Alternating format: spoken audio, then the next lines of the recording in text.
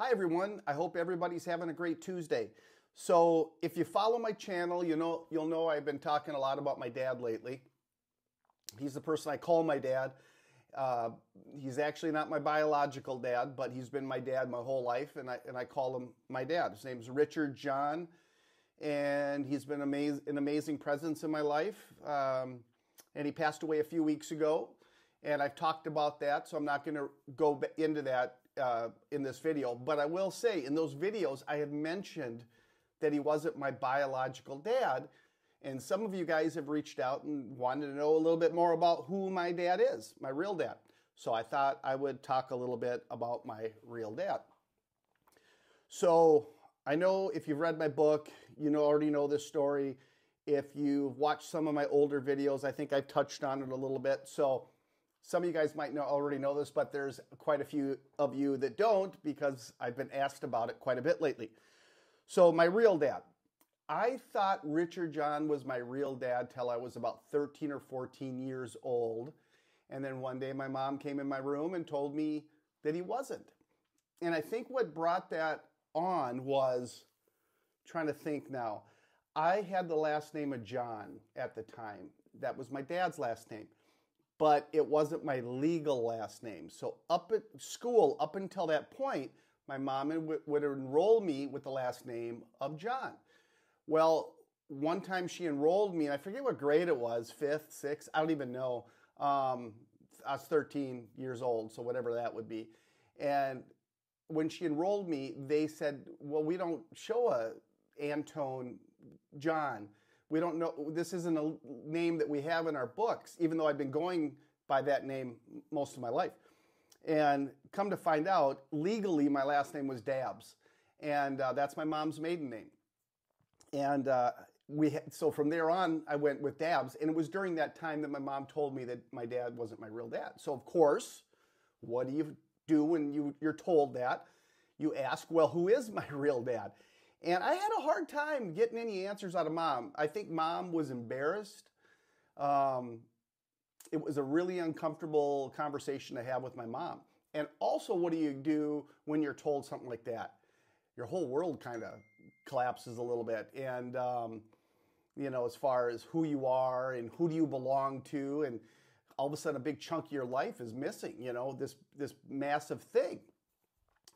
And so that was tough. That was tough. And it took a number of years of asking my mom who she might think my dad was. And it came to a guy's name that she said was Michael Miller.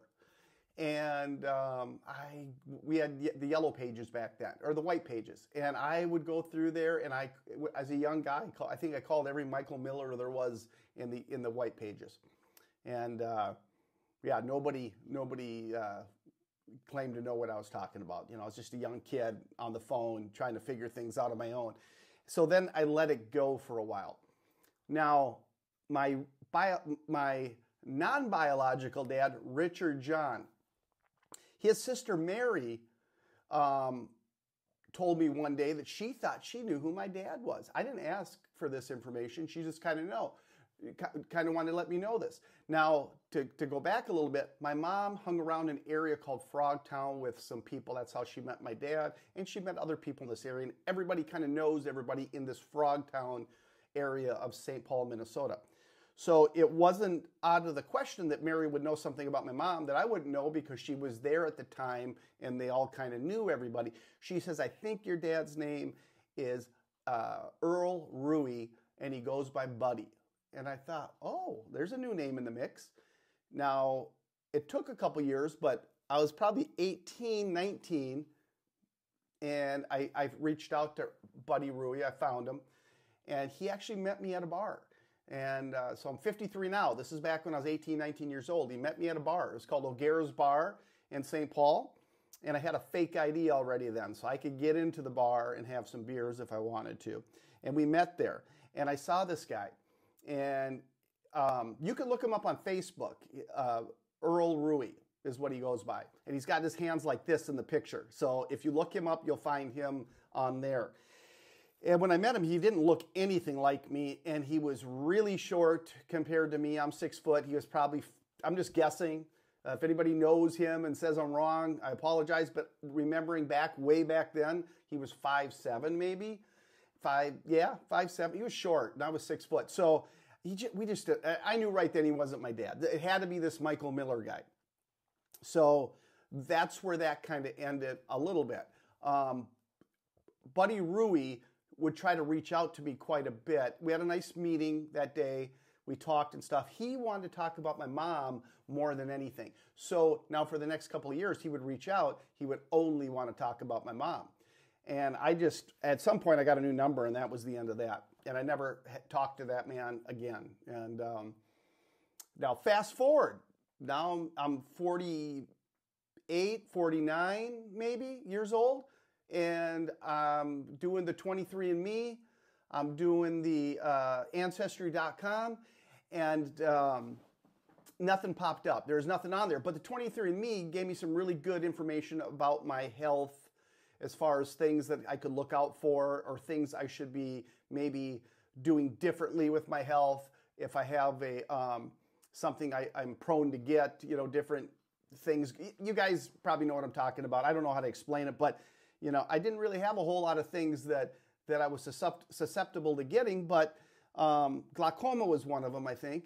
But it also said it happens more in women than men, and my eyes are fine up to this point, so knock on wood, everything's good there. But that was really cool to see that. Now, I would check that all the time. And then one day, I decided I'm going to hire a private detective to find Michael Miller. Now, back when my mom last talked to Michael Miller was around the time I was born. And he told her that he was in the Army, Vietnam War vet. When he got out, he was going to move to Alaska, and that would be the end of it for him, and no one would ever find him. He'd be in the woods. Well, that's a typical thing a guy who doesn't want to be found and doesn't want to pay child support would probably say. But the guy that I picked to use for finding him, guess where he found him? In Alaska, in the middle of the woods, in the middle of nowhere. And he ended up being a really nice guy, this Michael Miller. And we did a DNA test, and it come back that he was not my dad. Now, that sucked, because I had been led to believe that this was my dad from day one. And, well, not day one, but 13 on. And that was a letdown. And he was really, really nice. And he wanted to have a relationship with me. And I would have maybe thought of it, but I was so let down. I couldn't wrap my head around it. And I just let those conversations we were having go. I just put that aside, and I haven't talked to him since. But he was a very nice, amazing man, and very gracious with his time. And, he was just really great. I probably should have stayed in contact with him, but I had no connection there, and it just didn't seem right. Now, fast forward like a year after that. I'm going to get kind of graphic here, guys. Maybe some of you guys do this too. I'm on my phone. It's first thing in the morning, and I'm in the bathroom. And I'm looking at things. And two things happened that day. One really interesting thing and one really bad thing. This all happened within about a 10-minute span of me sitting there. I'm looking at it. I'm going, oh my God, I'm on Ancestry.com. I got a first cousin. And guess what this first cousin's last name was? Ruy. Ruy was my real dad. So right after I figure that out, my wife comes downstairs to where I'm at and tells me there's an emergency going on with a friend of mine, Adam Proto. And Adam was in the hospital, and Adam passed away. So just a crazy kind of thing going on in my brain all at once, these two things. I won't talk about Adam in this video. There's a lot to dig in there with my buddy Adam. Great guy, should still be here. And but I knew who my dad was. And I went on Facebook and I found another Earl Ruy, and it was his son.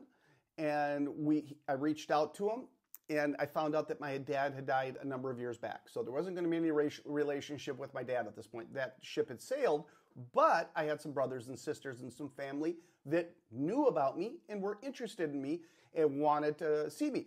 So from that day on, I've got to know my brother Earl, his wife, his son, his son's wife, and their and their daughter, the son's daughter. So I've got some people that I didn't have before in my life. I love my brother Earl. He's amazing.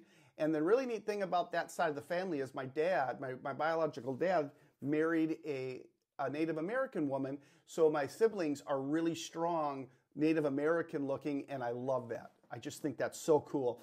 And so we look alike, but in a different kind of way. So that's pretty neat. And yeah, I've met some others of the family. This is going to be the year, even though it's been years of knowing Earl, I haven't really came around to some of the functions and stuff. They have like big Thanksgiving dinners. They do a lot of Vikings football team stuff, and they do a big Christmas. So this year, I'm going to go to Thanksgiving and Christmas maybe, or for sure Christmas, maybe Thanksgiving. I'm not sure. But I'm going to meet a bunch of them this year that I haven't met before, even brothers that I haven't met before. So I'm pretty excited about that. But yeah, my dad's name was Earl Ruy. He grew up in Frogtown. He was an alcoholic, I think, most of his life. Smoked a lot, died of lung cancer. And, he was on the rough side of the tracks, so to speak, the wrong side of the tracks kind of a guy for most of his life. But yeah, that's my real dad, and that's how I found out who it was. And yeah, my non-biological dad, Richard John, and my grandfather, my mom's dad, Edward Watson Dabbs, those two really were the father figures in my life. And even my grandfather, even more than Richard John. My grandpa was always there. I was very close to my grandparents. My grandma just passed away a year or so ago at the age of 89. And yeah, that's it. Maybe I'll do a story on Adam sometime. Maybe I'll even do a story on Josh. Those are two people that I've lost in the last few years that were very, very close to me. Each was a best friend. I got a best friend and lost him. Rekindled my friendship with Josh Ferris, my old cousin, by marriage, not by blood. And we were best friends, and I lost him. So life's been hard with family stuff. And lately it's been really tough with Dad passing away. But anyway, guys, have a wonderful week. I'll try to do another video this week as well. I don't know what it'll be about, but I'll do something. And we'll see you on the next one.